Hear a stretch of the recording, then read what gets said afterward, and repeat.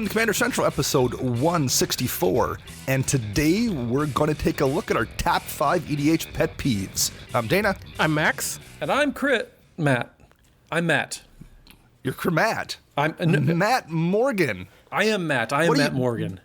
What are you doing here? I thought I'd infiltrate. I snuck in the back door, and it was unlocked. Don't Google that. You're just going to show up on random podcasts all week. That's my plan. So here I am on my random podcast tonight.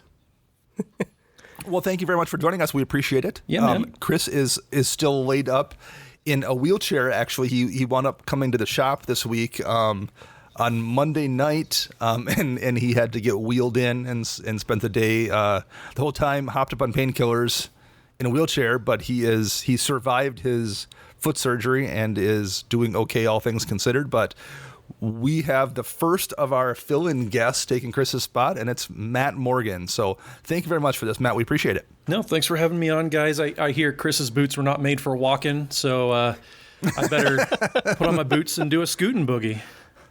Excellent. That works for us. Welcome to Dana's real show, Matt. No, this is still the other. It's a little more official now, but Joey's not here, so it's not the official show of Dana Roach. True. Granted, Joey's not here, so if you're used to listening to my banter on EDHRec cast, where Dana and I also are, Joey's not here to keep us on task, so we'll see how this goes. Yeah, we'll see if we wander, especially since the show topic is one that I think might lend itself to wandering. We will find out. How's everyone's week going? Anything exciting in anyone's life happening this week? I mean, no, not really. It was post Thanksgiving, just lull. Yeah, that was kind of the same thing here. My wife and son, after having 5 days off last week, were back at school, and neither of them loved that very much. And kind of the same for me. I had a couple of days off, so like going back to work, I spent multiple days just catching up on emails and things I missed over the course of those 4 days. So that's always kind of tricky. And then now everyone's already kind of eyeballing Christmas in a couple weeks. Mm-hmm. So Is there any time that's harder to stay motivated between that Thanksgiving to New Year's time span? Just, it's impossible to get anything done, just in general. Yeah, I mean, and it's the winter too, so like you're kind of at low energy, and there's a gazillion things going on, and you're like looking forward to time off and the holidays, and you're eating terrible foods in a lot of cases. It doesn't really help either. Nope. So yeah, it's not a great combination for sure. Yeah, the holiday bloat is real, and we've only done one of the 3 holidays for me. Right, exactly.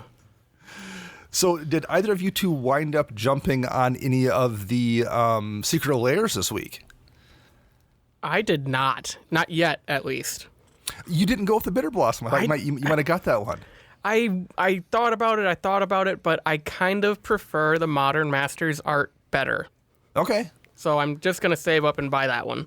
That's fair. That's fair. Yeah. How about you, Matt? Did you get any? I'm not a big foil promo person. You know, when I'm putting kind of my tiers of artwork or what I want to put in my decks, it's OG frame if possible. So like anything from the pre-modern frame, that's my jams. And then if I go with foils, I go with original print foils. So all these promos, like, it's cool that they're doing it. I can appreciate what they're doing. The artwork is unique. It's cool styles, seeing some of that stuff, but it's just not for me. So I don't think I'm ever going to buy any of these premium promo secret layer. What was the mega edition of War of the Spark that they did?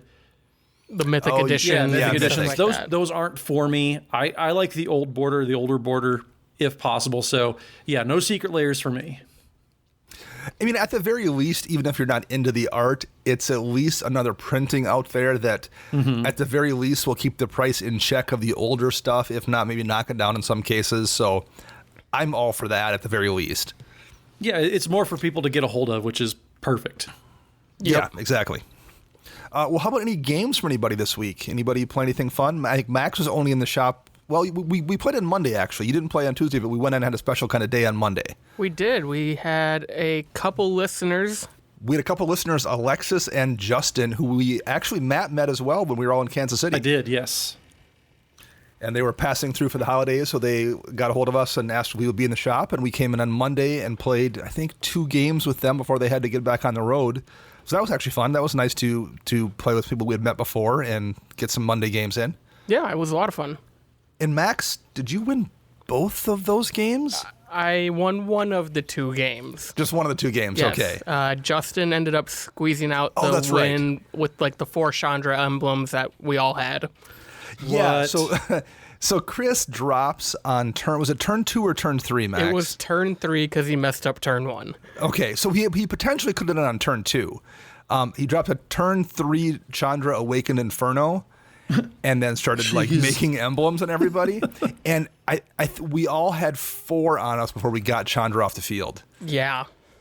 So like at that point, there's, you can joke about a game being on a clock, but like you're on a clock at that point, because then he dropped Mogus. Mogus came down, and what's the enchantment where you lose half your life? I eventually got rid of Mogus, and he dropped a Havoc Festival. Havoc Festival, yeah. I mean, it was just a race to the bottom at that point. The game lasted no more than 20 minutes at most. Which was actually a shockingly long amount of time, given that we all had 4 Chandra emblems on us. Yeah.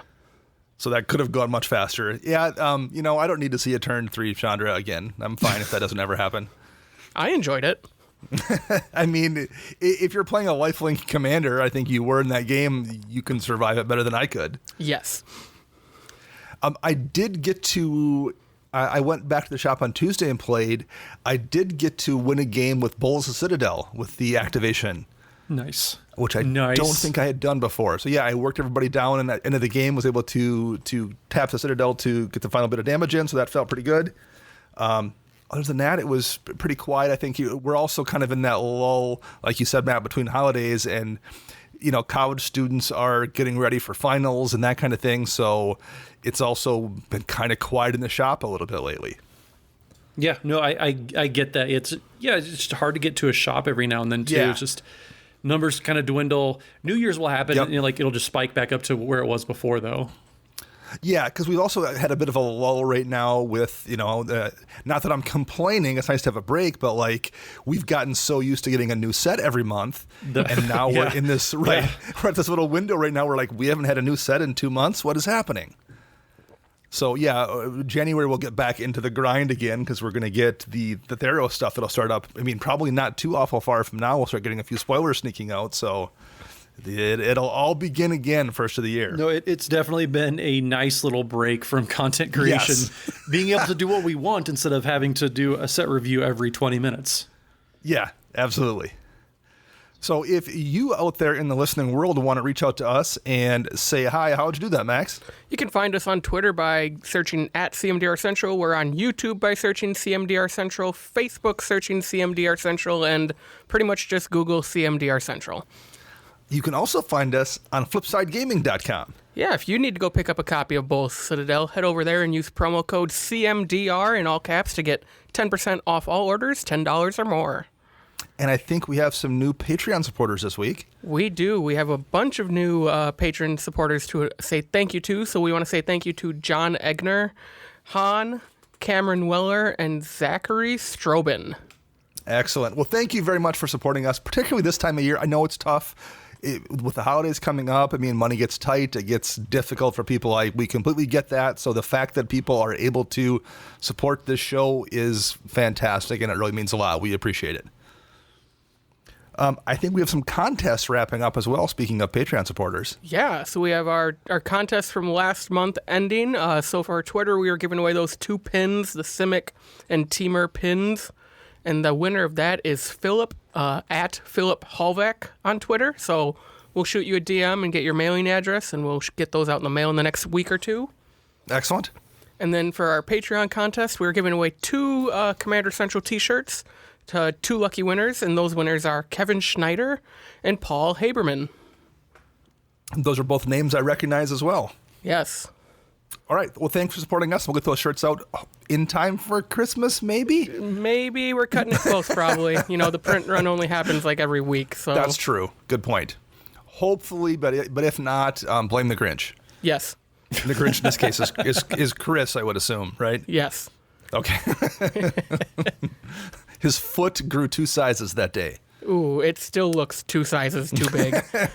I posted a picture on our official account of his X-ray where you can see like the 6 pins in his foot, and it looks pretty gnarly. Yeah. He actually definitely did a number on it. It looks like there's a few deck screws in there, and maybe a little maybe a little duct tape. But I think I saw a hinge at some point and some springs.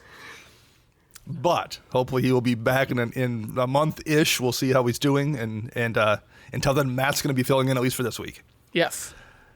And then we also have to announce our new contest for the month of December. So on Twitter, we're giving away 3 packs of War of the Spark to one lucky winner. So find that tweet and follow us and retweet to get entered to win those. And for Patreon, we're going to give away about 7 packs of War of the Spark to a lucky winner. Oh, nice. Very cool. I'm trying to think if there's anything left in War of the Spark I needed that I want to check those packs for before you send them out, but I think I'm fine there. So the listeners can have those. That's okay. Okay. All right. Should we jump into the main show topic here? Sure, why not? I'm on board. Are you ready, Matthew? I'm so ready. I have been ready since I opened the back door, stole something from the fridge in the kitchen, and moseyed my way sitting right next to you right now. Excellent. We're going to talk about our top 5 EDH pet peeves each. So we might get some overlap here because we didn't really compare notes. So I will just start out with mine, and I think these are, at least for me, in no particular order. The first one I have here is something we talked about a little bit when Henry Stuckenberg was on the EDHRec cast, and that's when people aren't considerate of other players' time and maybe what they want out of the game. And I understand that's difficult to do. Like, you don't want to really sit down and ask someone, like, so what do you want out of this game? I mean, there's only so much you can realistically do, and you are just going to occasionally butt heads with somebody in a game and have, things not work out either because they don't like your deck style or your play style, or you get an inadvertent power mismatch, or someone's deck just blows up and gives you that inadvertent power mismatch. Like, that kind of thing is just going to happen. However, there are some things I think you can control, and like, if I've just worked a long day and I come and sit down at the shop, I just want to play a little bit of Commander, and someone pulls out their 30 counterspell Baral deck, I'm just probably not in the mood to play against that, and that's the kind of thing that I think you should probably warn somebody about ahead of time and let them know that's what the play experience is going to be. I'm not saying that 30 counterspell Baral can't be a fun deck. It might be fun for you to play, and it might be fun to play against. But I think if you think about it, you probably should come to the conclusion that that's not always going to be a good time for people. And that's the kind of thing I wish people would do a better job of warning the other person that they're playing. Or if they're playing, a real hard stacks deck, like this is a stacks deck, and I can lock the table down pretty easily, and that's what the deck does. I wish people would warn people about that as well, just because there are situations and there are times when I just don't want to deal with that. I have a limited amount of playtime, and I maybe had a long day, and I just wish people were a little more considerate of play styles or decks that can do those kinds of things. Have you guys ever ran into that, or is that the kind of thing that bothers you at all? So I have, yeah, and this is probably something that I think kind of ties into a couple of my pet peeves, actually. But yeah, like you said, people kind of angle shoot and don't really communicate what their deck does very well or very often. Yeah. And it's when they do it intentionally, they kind of are ambiguous on purpose. Or one of my things that I'll just kind of say it, and I'll repeat it again when we get to my point, is people that don't reveal their commanders when you're kind of talking about that power level conversation. I had a terrible experience. We were talking, okay, what kind of decks are you playing? And he's like, well, I don't really want to tell you, but like, I win sometimes. I was like, so like 1 to 10, well, what would you describe it? And he said, oh, like a 5, I would say. So I'm like, okay, cool. I have a 5 with me. So I pull out a very non-special deck. It was my Muldrotha +1/+1 counters deck, which it durdles. It does things, but it's not going to overpower anybody by any means. He flips over Sliver Overlord and combos the table on turn 4. And we're like, well, what? So yeah, it was just that intentionally kind of angle shooting, misrepresenting what he's trying to do. That was really frustrating because he had tutor, like he played a demonic tutor, all sorts of just nonsense. And I was like, okay, like that, I'm going to play another game, but we're not going to include you because that just was not fun. Like, so yeah, I totally get just the not respecting other people's time that they have to play.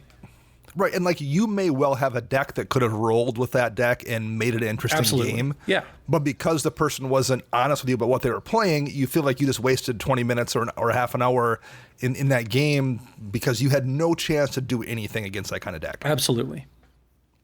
And I think kind of a subcategory of this is extra turns. And I mean, I generally don't like extra turns. It's not something I'm a fan of in the game. I tend to not play it. I always try to not be judgmental about it, but like in my headspace, I'm always like, man, you are bowling with bumpers up right now, and you're making me watch you bowl with bumpers up, and then you're proud of the fact that you got a couple spares. Like, I don't know. I try not to be a jerk about it. But like extra turn spells feel that way to me. They feel super easy and super powerful and super uncreative, and they bother me. But beyond all of that, I'm just watching you sit there and play Magic. Like, it really lends itself to you wasting my time by making me sit there and watch you durdle around until you find your combo and just win the game. And again, I think it's just, I mean, there are some situations where I totally get it when you're playing to win and if everyone's on the same level, but if everybody isn't in the mood for that, you should have some common sense to say, hey, by the way, I'm playing a deck with 12 extra turn spells in it, and my goal is to tutor those up and loop them. So if you don't want to watch me goldfish for 15 minutes at a time, maybe don't play with me. Like, I wish people were a little bit more straightforward about that, as well as kind of the stacks or super hard control. Just give people a heads up. So that's my first pet peeve that I talked about for way too long. Matt, what's your first one here? So my first one, I'm just going to get the controversial pick out of the way. I really get kind of annoyed when people sit down and all of a sudden I realize they're playing 80 proxies in their deck. Proxies, to me, get ready. So I get that, a lot of people, they don't have the funds to play expensive cards, and obtain those. I understand that this is a luxury game. If you want to do that with your play group at home, say you're a pretty insulated group, by all means, if you guys are on board with proxying cards, go for it. I want you guys to have that experience. But when you come to a shop or a Magic Fest, or you're playing with strangers in general, that's when I think it kind of gets into that bad form territory. So I've sat down with a couple games and people just start playing and they don't say anything about it. And then I look over and I'm like, that Underground Sea is not right. And like, oh yeah, it's a proxy. I was like, oh, okay, cool, whatever. But then like they play a proxied Strip Mine, a proxied Doubling Season, and it's all these, decent $20 cards or more, which I have copies of, but they're sitting there and they just assumed, oh, well, it's going to be okay. So it puts players in an awkward position when you just assume that proxies are going to be okay, or you make them be okay with it. It's kind of unfair to put players in that position where either somebody has to compromise their own experience because, well, I didn't know that you were going to be proxying, otherwise I would have proxied cards myself. Or you have to kind of put people in, and they have to kind of be the asshole who speaks up and says, I'm not okay with this. So it puts people in a really weird situation when A, they're not expecting it, and B, you assume that they're going to be okay with it. And so it's proxies in general, they create a lot of really weird situations that I don't think are necessary. It's kind of an entitlement thing. I understand if, like I said, it's an expensive game. If you have people that you want to play with and it's kind of an insular group, go do it. But then I hope people realize that not everybody's going to be okay with it when you sit down with a stranger. What are your thoughts on proxies, Max, in this situation? Ooh, I am 100% with Matt on this. I give people, the benefit of the doubt, like, hey, I'm proxying this one card because it's on order or it's in my other deck, in my modern deck or whatever. But when that answer is repetitive week after week after week at the shop, right? You have to be that guy at some point. Be like, no, you've had this deck together for 6 months and that card is $10. the shop has a bunch of them, just go buy the card because, why are you still not running that real version of the card? Right. Exactly. Yeah. I understand. Say, okay, I want to try this out before I have to buy this $30 card. I'm going to play it one game. And Dana, you've talked a couple times, I want to see how this works. Is it okay if I put this card 10 cards from the top? And just make sure that you see it at some point in the game. You want to test it out. Right. I get that. You want to test things out. But yeah, if it's just, I have no intention of buying the real thing, I want to proxy this. There was one shop where there was one player who the shop owner even said, like, you can't come here if you keep doing this. Like, it got that bad. So I think it's all about intentionality. If you sit down and say, hey guys, I have this card proxied, is this okay? Or how can we handle this? Like most of the time, if you say that, like I will be okay with it. But it's when people just sit down and say nothing, actually, they don't say anything. They just assume that, okay, well, they have to be okay with this because I want it. That's where I kind of have an issue with proxies. Yeah, I think you definitely get some splits about who's playing proxies in what deck. Like you'll see that one person who, I can't afford a doubling season, so I put one in my token deck that's a proxy, and I'm hoping the price drops, or I'm hoping I can raise enough money, but until then there's a proxy in there. And even if I see that same deck, for weeks and weeks and weeks with that doubling season proxied, I'm probably not going to care for the most part. I understand that card is a very important part of that token deck. It really makes a drastic difference when you have it out. It is very expensive. That's the kind of thing that I probably will not care about that much. However, I can think of a time, this was quite a few years ago, but we had a guy in the shop who had built a proxied sliver combo deck that was running he had the 10 ABUR duels in it proxied up, and he had the Sliver Queen was a proxy, and everything. There was a proxy. Yeah, like any card over, $10 or $12 was a proxy, and he wasn't building that deck because slivers really spoke to him. He built that deck because money didn't have to be an object if he proxied the whole deck. So what's a really powerful deck I can build, and I don't have to care about the cost because I'm just going to proxy the whole thing. Like that's a whole different thing than the person with doubling season. And I mean the other thing with proxies that does kind of rub me the wrong way sometimes is if someone's proxying up really powerful, expensive cards that I perhaps have and I'm intentionally not playing. Like I have a couple of Gaia's Cradles that I've found in collections that I'm not running in decks because I want to keep the power of my decks in check. I have a couple different Mana Crypts that I'm not playing because I don't want, various decks of mine to be that quick. And I sit down and somebody then busts out their, Brea deck and opens with Vault and Mana Crypt, or they drop their Elf deck and drop that turn 2 Cradle and then, combo into something. And I'm like, man, I could do the same thing you're doing right now, and I've chosen to not do that, and you're doing it with proxies. That rubs me the wrong way too when like someone's jacking up their power level, particularly against me in a situation where I actually have the real cards, I'm not playing them. Yeah, and it's always funny that the people that do that too, they seem to be the ones that make the argument that price equals power, which is never the case. You can have very powerful, like my best friend Andrew Cummings. A very powerful card for cheap. Yeah, absolutely. I mean, and Dana, you played against it. Max, you did too in Kansas City. Andrew's Kirkesh deck, the charge counter tribal.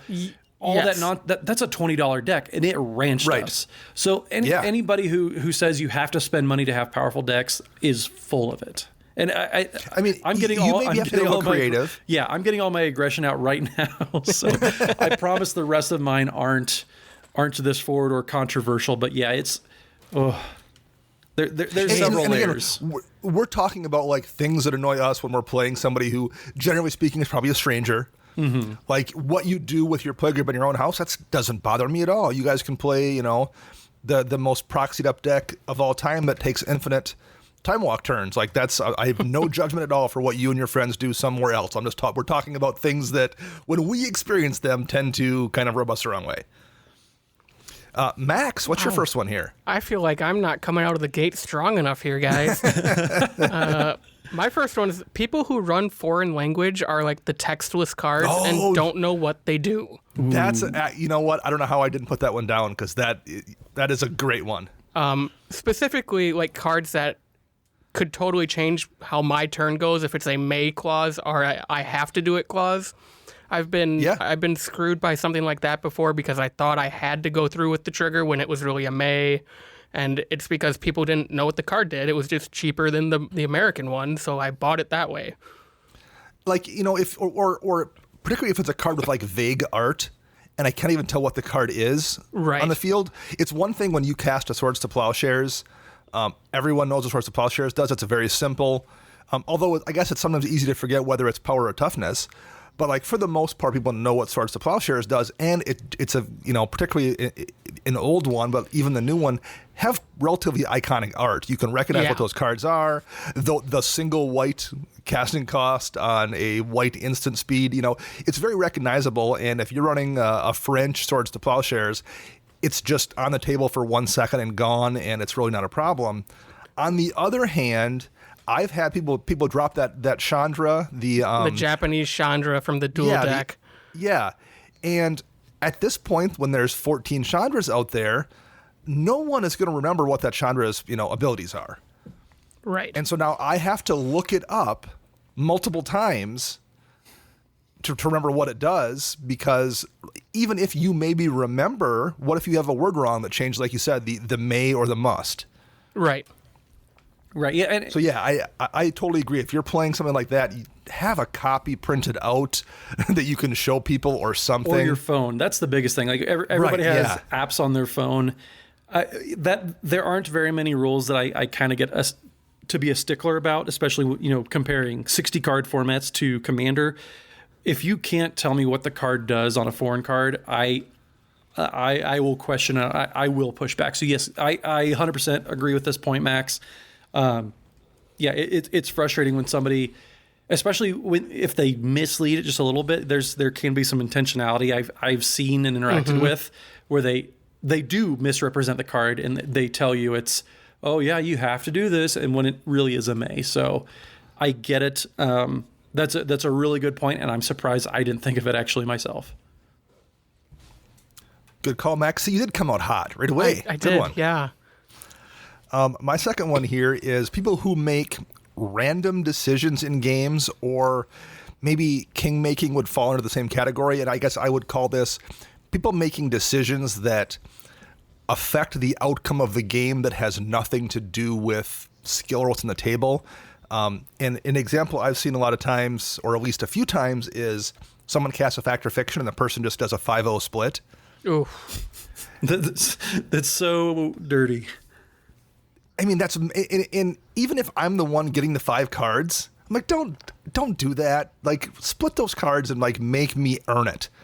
But it's, if you're giving it to somebody else, and I get there's probably a situation sometimes where like someone is way ahead and the two people that are behind or something, someone Fact or Fictions are like, take all 5 because you need the gas to knock that person down. But that's not usually when I see that happen. I just see it would happen when someone's goofing around. And I really I hate it when the game outcome has been taken out of your ability to earn it via deck building or good play.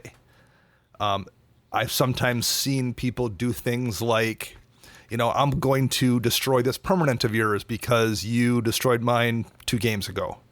Ooh. I get that, I guess. And maybe if you're playing with like 3 friends or something and everyone's doing that and it's you're intentionally being goofy or whatever, that's probably a little bit different. But like if you're playing in a shop and you as a person who wasn't involved in that game 2 games ago, now like your game is being affected by something 2 other people are doing, that just frustrates me. So basically any combination of things that affect the game based on just random weird behavior, and particularly when it's intentional.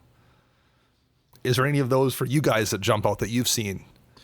Yeah, we call this in one of my play groups kind of a bowing to the neckbeard or king neckbeard, however you want to put it, where like there's one person who kind of they deem it's their buddy and he's a better player than me, so like he's just going to win, so why fight it? But it's all because they 5-0'd an F&M once, so they obviously are a better player, so they should win most games. And so they kind of like elevate that other person to being more successful in the game than they really should be. Sure. And it's almost like it's kind of a 1.5 player, or almost, I mean, or like a two-headed giant in some situations. I remember there was one situation, somebody was playing Shattergang Brothers, but he would only activate abilities that weren't going to affect this one person. And this one person won time after time because this person set up the stacks pieces, but he wouldn't do anything if it was going to negatively affect, or if it was going to affect this person too much. It was basically, it's not that I'm going to try to win the game. I'm just going to make sure these other two people don't win the game. That's how it kind of played out. And so I totally get this. I've seen it. And yes, it's very, very frustrating. Yeah, no, that's a perfect example. That would just drive me nuts. So what's your second one here, Matt? So my second one kind of goes back to Max's last point. It's not knowing how your deck or your combo functions in general.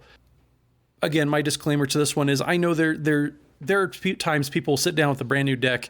Dana, you told me about somebody who, hey, I want to try out this deck. I'm not really sure how it's going to play out. And sometimes it does some really busted things. Sometimes it putters around, doesn't do a lot. So I understand, you're trying to figure out the deck. Everybody's been there. Everybody deserves to have, sometimes to, have some training wheels and figure out decks. But if you sit down and you add a Protean Hulk combo, but you don't actually know how the combo works, don't add the combo to your deck. I love this guy to death.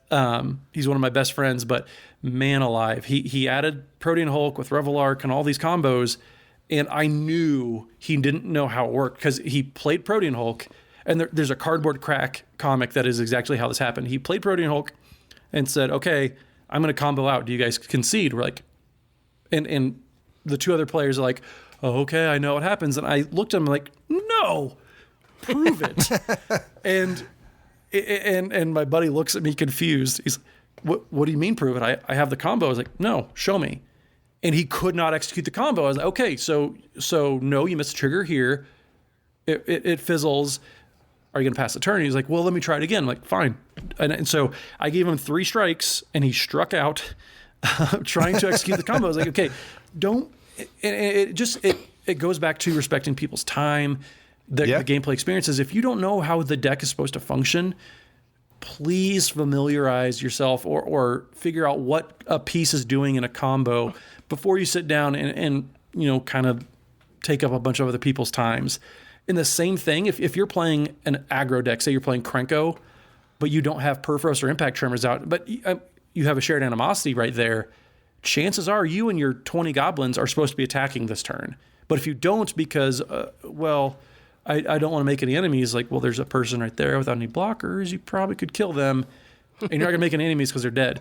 People like that just don't, they have a deck that's supposed to be playing a certain way, and they built it, knowing that, but they don't play it out that way. To me, it kind of goes back to what you were saying. Don't respect people's time. They don't know what their role is. They don't know who the beatdown is, so to speak, to use that old term. But yeah, people who don't know how any given piece in their deck works, that kind of will make me roll my eyes. Well, I think it was the first year we were in Vegas, I ran into that where a person was playing the Teferi Chainveil deck, and they struggled for 20 minutes trying to figure out this combo because the person didn't understand that Chainveil, once activated, then affected all planeswalkers that you played, even if they came in after the Chainveil activation. So they don't have to, a planeswalker doesn't have to be in play when you activate Chainveil for it to get double activations. It just basically modifies the rules of the game so you can use their abilities a second time. And the person couldn't figure out how their combo worked. They just knew they had the infinite combo. And eventually, I can't remember if they remembered or if someone reminded them and they were able to then combo off and win. But you shouldn't be playing a Teferi Chainveil deck when that's your game-winning combo when you don't know how Chainveil works. Yeah, it's incredibly frustrating to watch somebody just kind of sit there and twiddle their thumbs trying to figure it out. You kind of owe it not just to the other players, but to yourself to kind of do some homework and figure these things out before you put it in your deck, because otherwise if I blindly put a bunch of cards in decks, like I draw them and like, okay, well, what am I supposed to do with this? And it's not even with combos. It will happen with any given card. Max, Yes. what's your second one? I'm going to go kind of on the route Matt was talking about with the aggro player and not attacking. But mine's more when you have your last opponent in your pod dead to rights. They're tapped out, they're hellbent. They even say, yeah, I think you got me. And you play your turn out. That just annoys me. Like, I'm trying to get better at this. If I know I have lethal on board and I can kill you and I'm 99% sure you don't have an out, I'm going to swing away versus playing my turn out and wasting another 10 minutes because you might have that chance to, counter something of mine. Sure.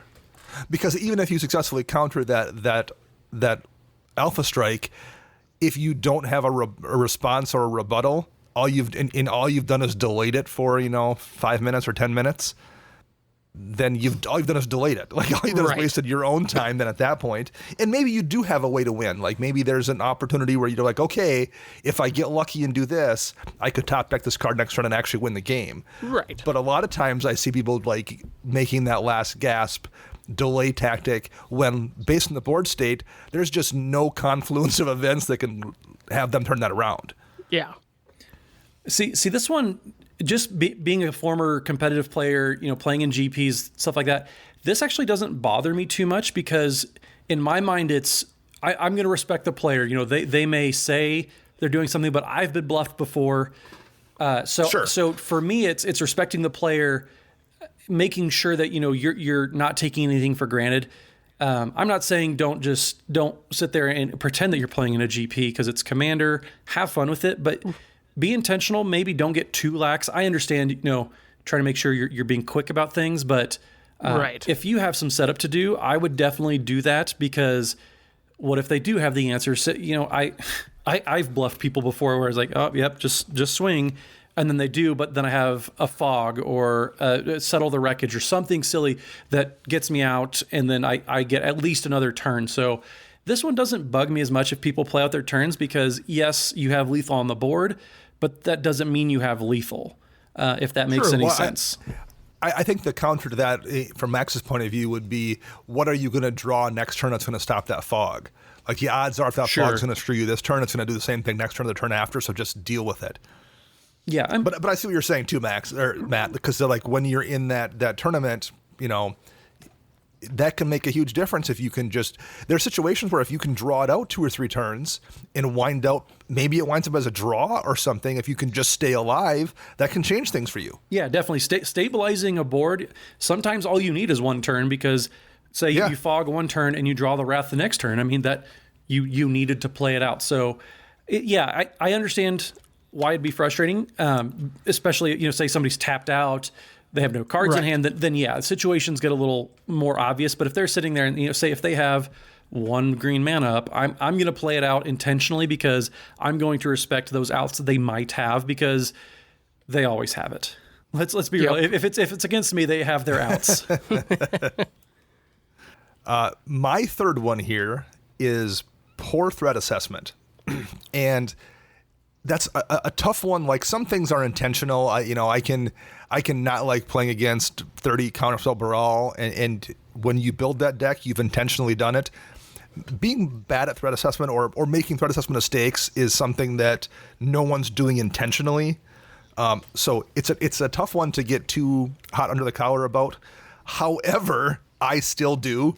It's one of those things in a game where it's maddening to lose a game, not because you got outplayed or not because you built a bad deck, but because the person sitting next to you blew 3 counterspells in a row against you on nearly meaningless cards just because they couldn't wait to cast them, and they didn't understand what was going to happen when they then passed their turn and the person after them, who was clearly running a combo deck, comboed off and won. Yeah, that kind of thing drives me nuts. I've seen that many times. Yeah, I get it. Somebody tries to counter your, like a draw to anything. Yeah. Okay, you counter my divination. Cool. Well, he just cast Yog's Will, so nice job. And this is one I see, especially with Planeswalkers. Like, I would have thought at this point in the game, people would have realized how strong Planeswalkers are.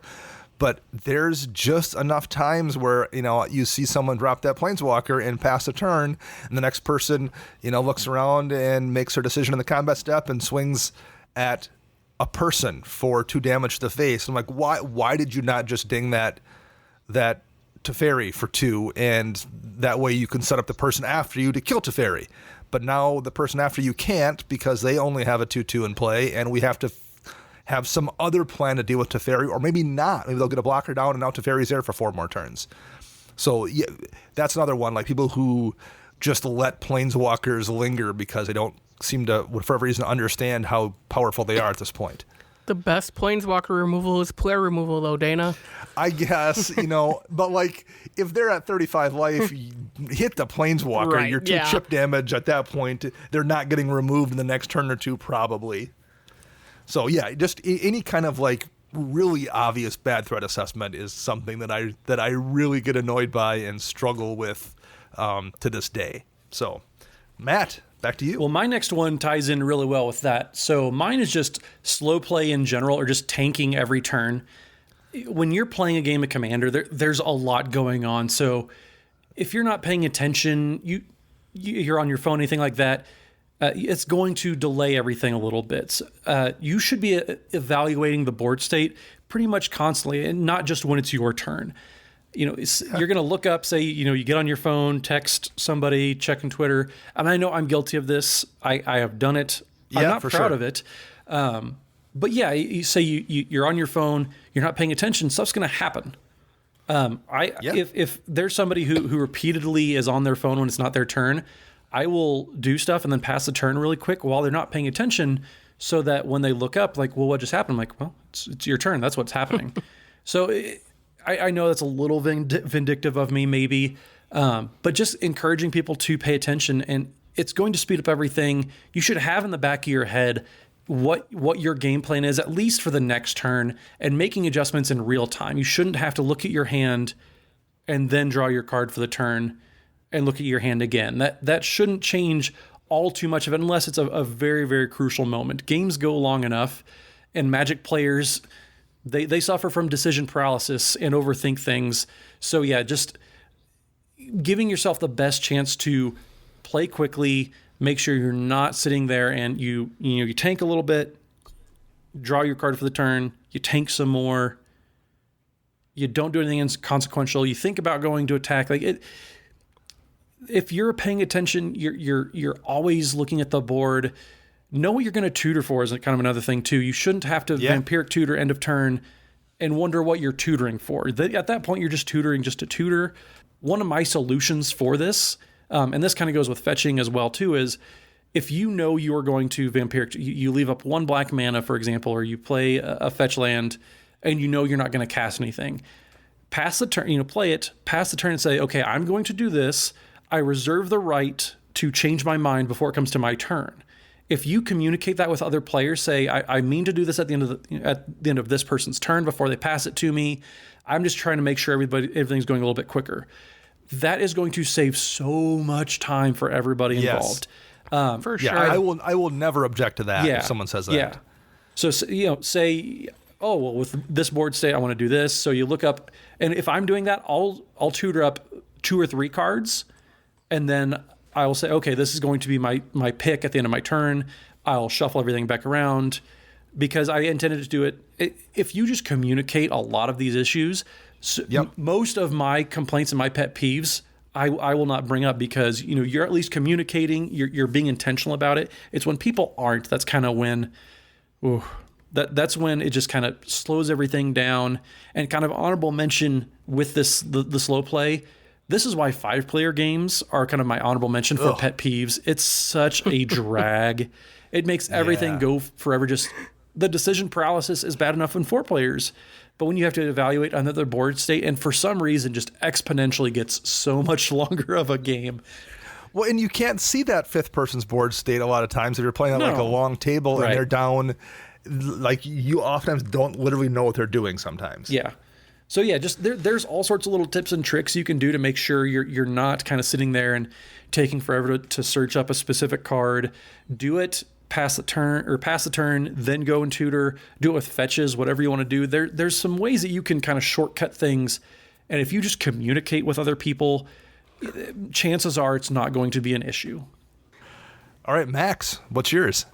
Well, since Matt pretty much covered mine on durdling, because my notes exactly were what he just spoke about, I'm actually going to go with one that came as a suggestion from some friends last night. When people have conversations across pods. So when you're at your shop, we're all in a pod, your buddy is in another pod, either at the next table or down, 5 feet, and you try to have a conversation across the shop or while you're all playing 2 separate games. It's distracting to everybody, not just each other, because you're going to miss what's going on in each of your games, but you're also distracting who you're playing against. No, yeah. I have absolutely definitely seen that happen before. Yep. Right. And I'm sure I have been guilty of that at one point or another as well. Me too. Yeah, I know at any GPs or Magic Fest that I've been to, I know I'm guilty of that. I'll see a buddy and I'll want to chat real quick. But at the same time, I don't turn back to the game and say, okay, what did I miss? I need a play-by-play.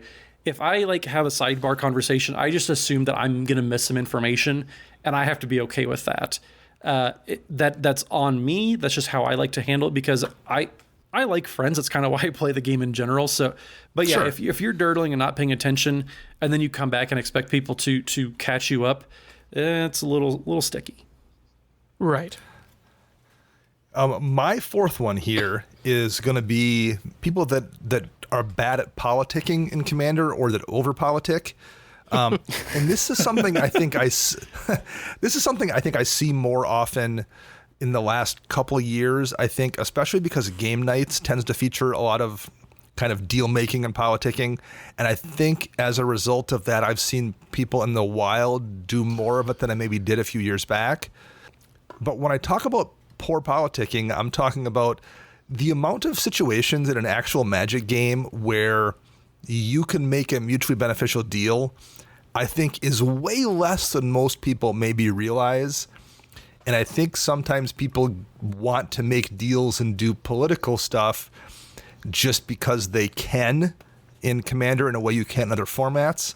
And so they make deals and do things that clearly, at least sometimes to me sitting there, I'm like, that's not going to help you at all. Why did you just take that deal? Or I don't know. I've just seen a lot of those happen. And I think people do an unnecessary amount of it. I think there's a recent example I saw in a game where a player had a Grave Pact out, and there was a discussion like, oh, we need to deal with the Grave Pact. If you can take care of it next turn, I won't attack you for 3 turns or whatever it was.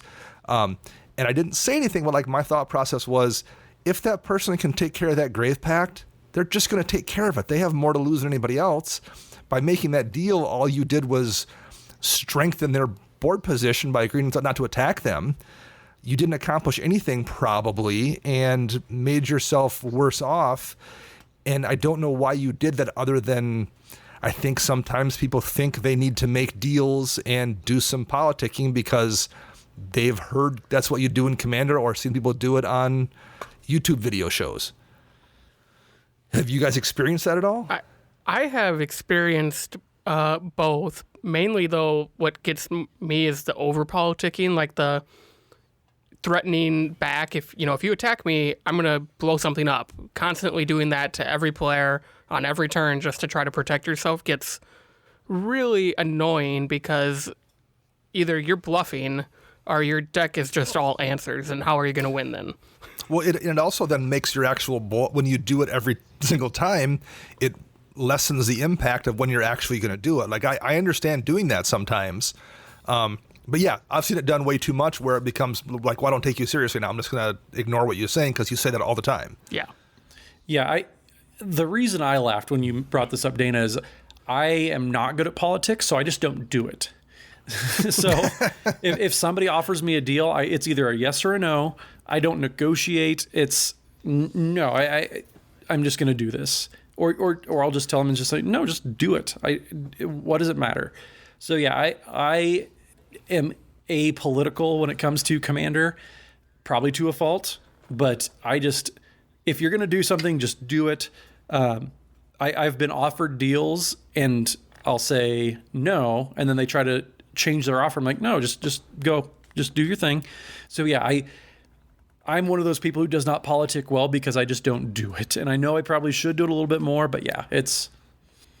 Well, no, but I know what you're saying, because I think a lot of the political stuff you see in Commander that's successful, I think, is almost nonverbal or non-spoken, where like everyone acknowledges that this one player is a threat, and you kind of work collectively, unconsciously, to make that person not the threat anymore, and then the entire pack refocuses on either winning themselves or taking down the next threat.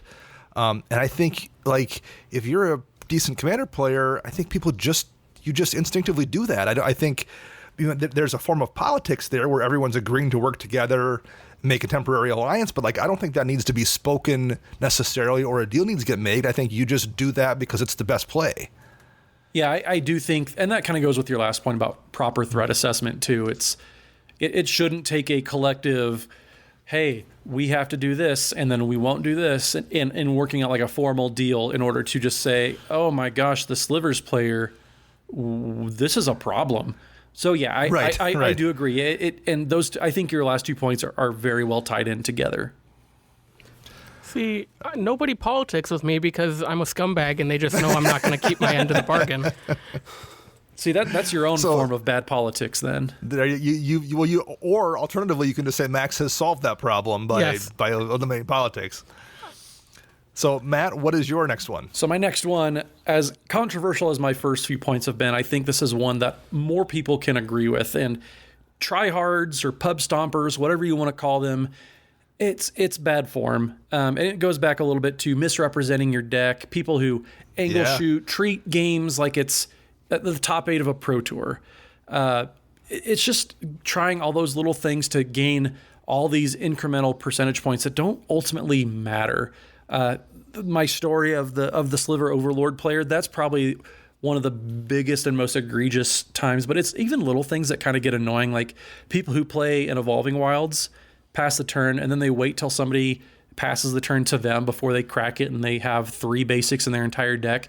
Things like that, because they're trying to hide information.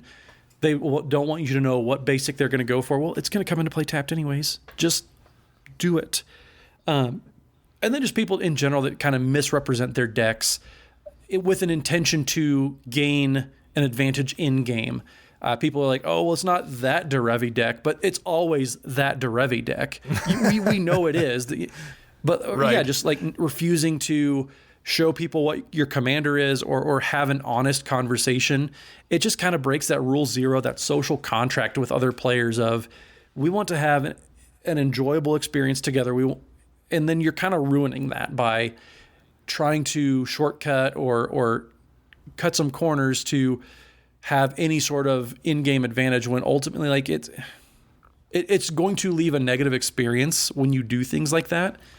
And so ultimately it's going to cost you, sure, you get a win that game, but it's going to cost you games down the road, because I can't tell you games that I've had just a standard, it was nothing out of the ordinary, it was a fine game, had fun.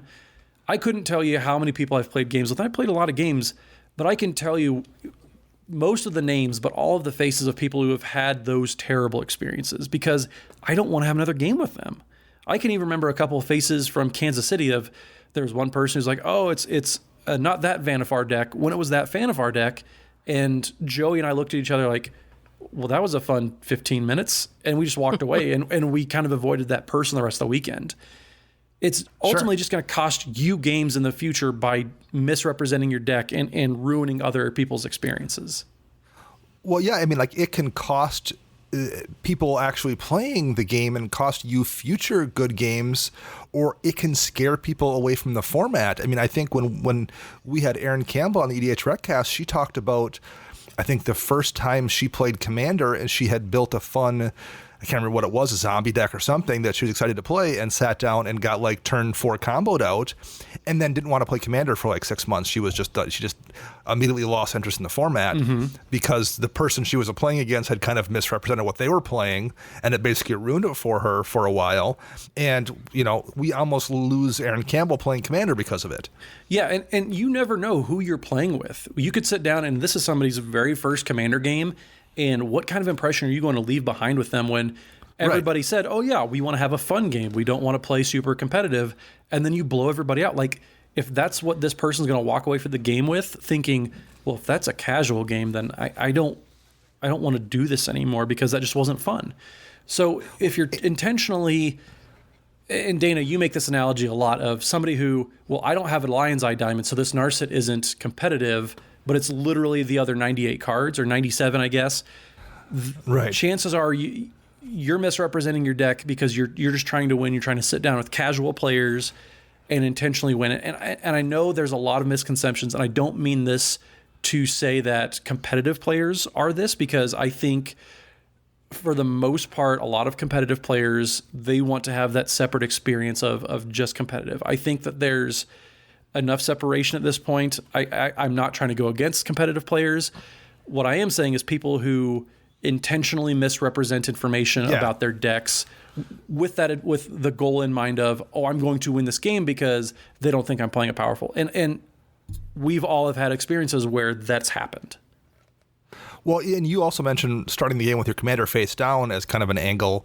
I think that's actually a good point too. Like, one of the things, Chris does that when we play a lot of times in the shop. He doesn't reveal his commander till we start, but that's also a situation where it doesn't matter what commander he's playing. It's not going to like affect what decks Max and I are playing. We know what his power level is. We know what's going to happen, and it winds up being more of a surprise situation. Versus when you're playing with complete strangers and you do that, you can very easily wind up in a situation where you're like, okay, I notice everyone's playing black and white deck, so I'm going to grab my Animar list and not show anybody till we start the game. And hey, my commander's immune to all your decks.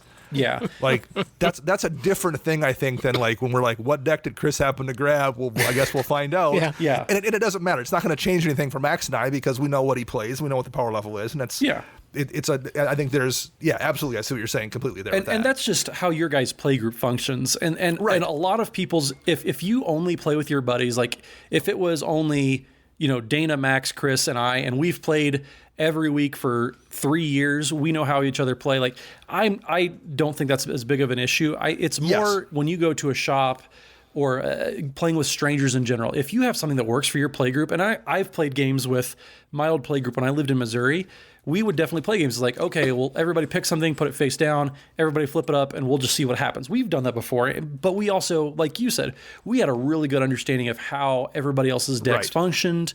We had a general power level of what to expect. You don't have that with complete strangers. So if you go meet somebody at a Magic Fest, that's where the issues are going to come up. A lot of my points in general, it comes down to communication, and if you have something that works for your play group and you're playing a game with them, keep doing that thing, because that's the experience you guys have already come to expect with each other. If it works, that's awesome, and please keep doing that, but don't go and do this with strangers. Yes. All right. Max, number 4 for you.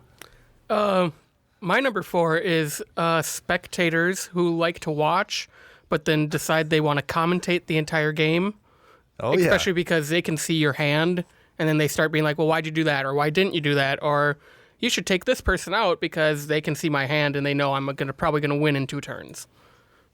Yes, I think I mentioned that after seeing that a couple times in Chicago at the Command Fest. It happened a lot over my birthday weekend, I noticed.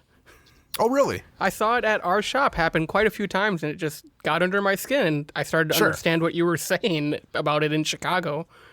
Yeah, no, it's especially if you are in my case, and I think I did mention this in the episode when we talked about it, I intentionally play a certain way. I'm intentionally building decks with commanders that are kind of unassuming, and I tend to play kind of unassuming cards for the most part. Like, I'm not running things like Avenger of Zendikar, or Archangel Avacyn, or Elesh Norn in decks. I tend to not play those huge, splashy, immediately scary cards because my playstyle is one where I want to kind of slide under the radar.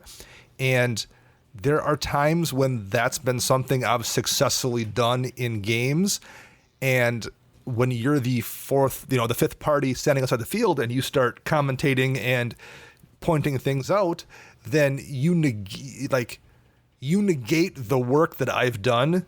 And that is part of it that's really frustrating. Ignoring the fact that it's kind of rude, it's also really frustrating to see something that you've worked on in a game and then had be successful get ruined by somebody who is not participating in the game.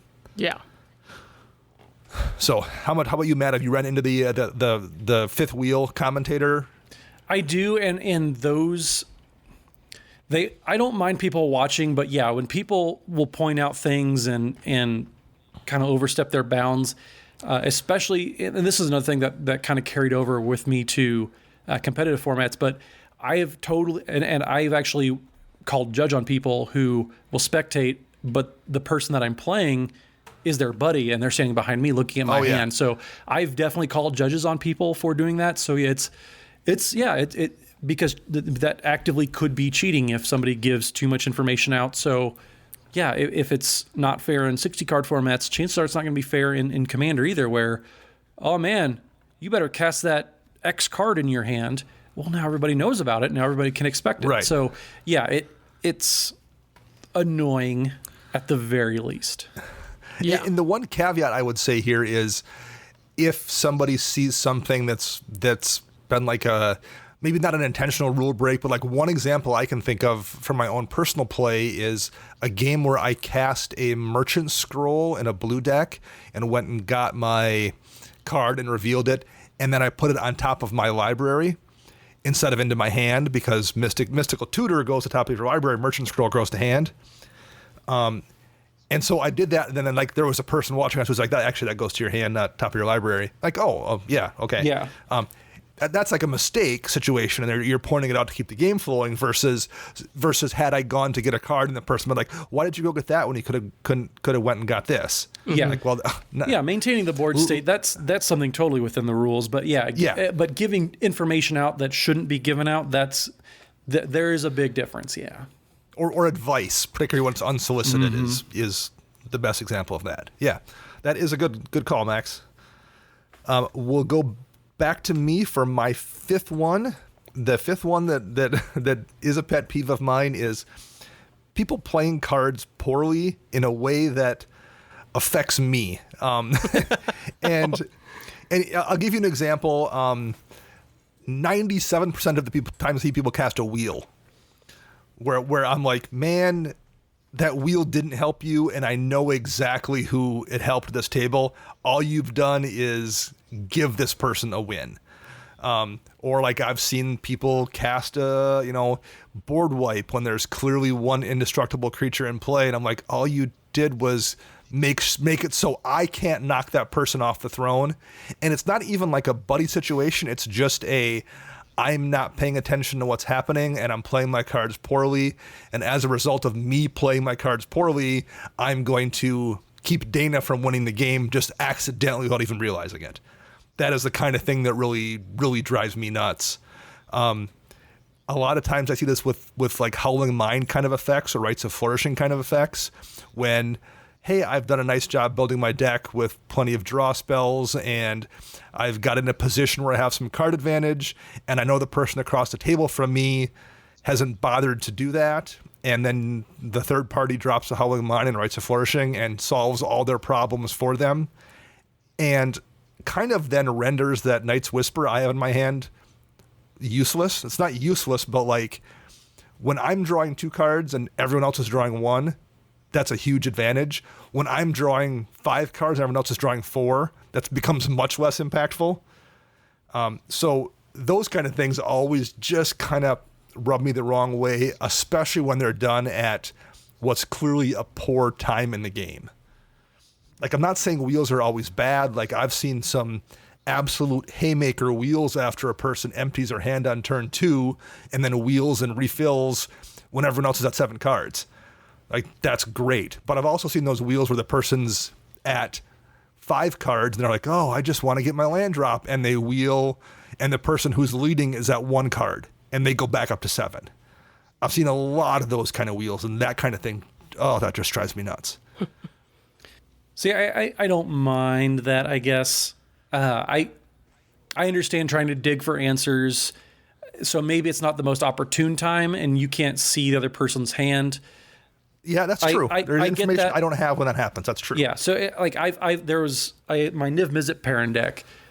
Obviously you want to draw a bunch of cards with Niv in play, but I didn't have Niv in play, and I had a wheel. I had Winds of Change with like 8 cards in hand.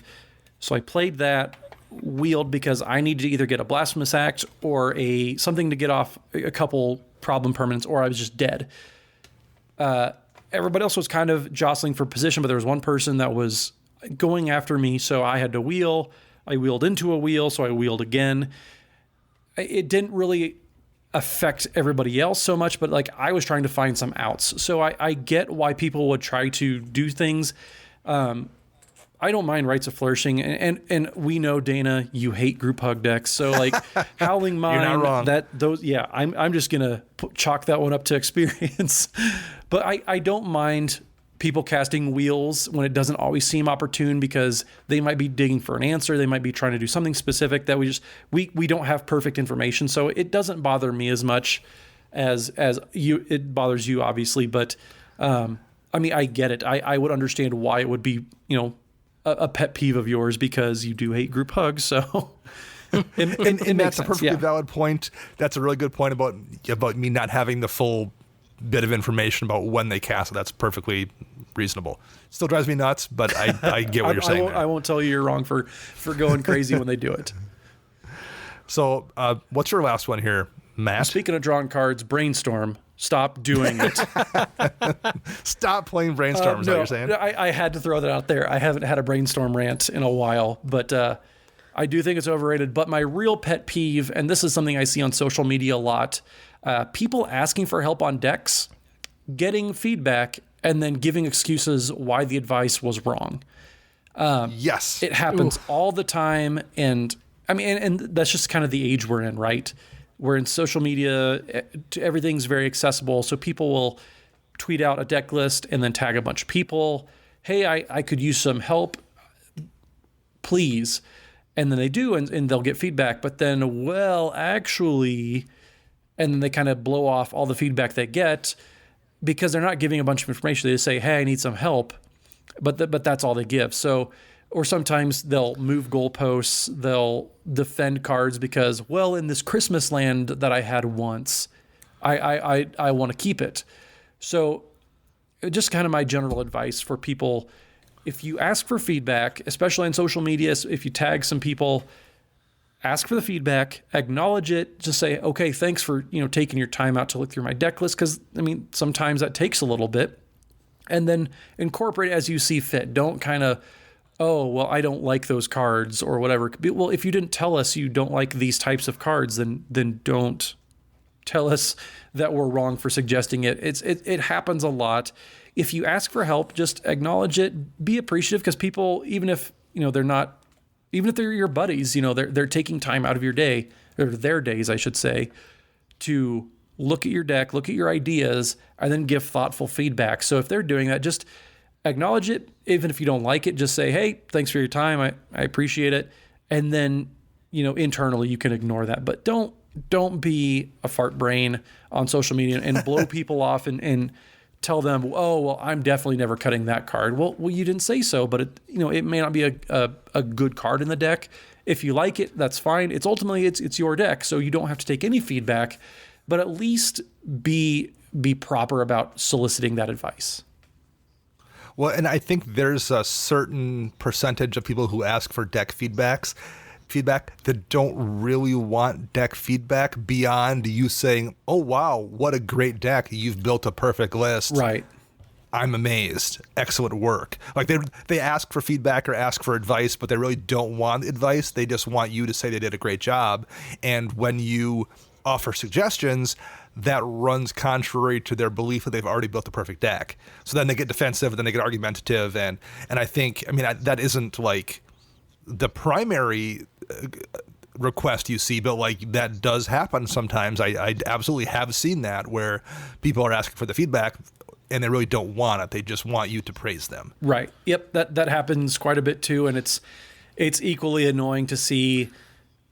And yeah, if you're asking, and just be genuine. If you follow me on Twitter, you know that a majority of my feed is wholesome memes, dog memes, stuff like that. So just, I kind of carry that into everything. So if you're going to ask for advice, be genuine about it, be upfront, be genuine about playing Commander with other people. Just be good in general to other people, and it's going to benefit people around you. It's going to benefit yourself. It's just going to have a much better environment for whatever you're trying to do in life.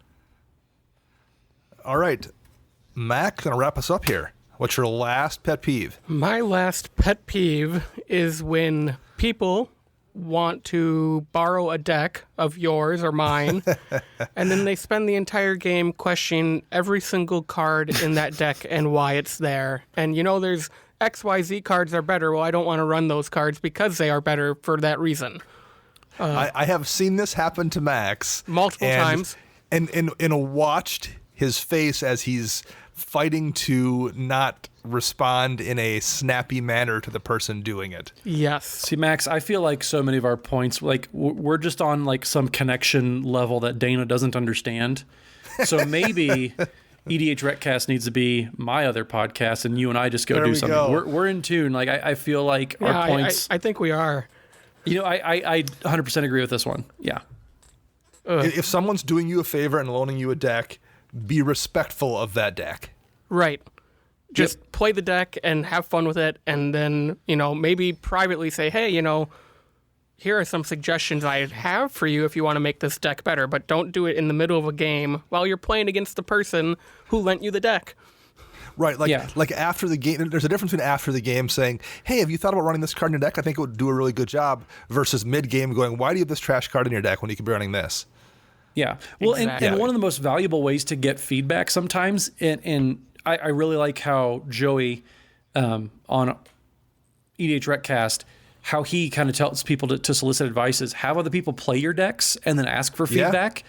But if people aren't asking for feedback, don't give them unsolicited, hey, this card is terrible, why are you doing that? It's all about how you do it. I understand loaning people decks, but be appreciative of it. Don't be a jerk and poo-poo their deck because it's not something you would be playing. Because, well, if it's not something you would be playing, where's your deck? Play that one then.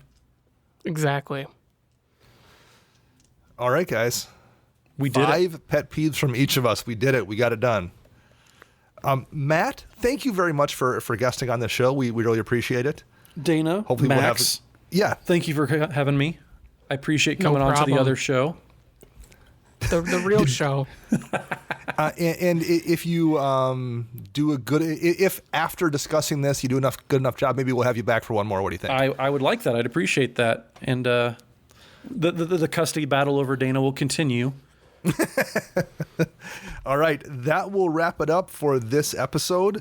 Our podcast theme is Retro Future Dirty by Kevin MacLeod, licensed via Creative Commons. Our show is edited by Ken Peddle. You can find him on Twitter at LOAD3R.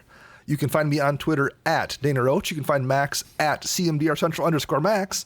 You can find Chris in the hospital and on Twitter at YSquishy1. He's Matt, home where can we now. find you?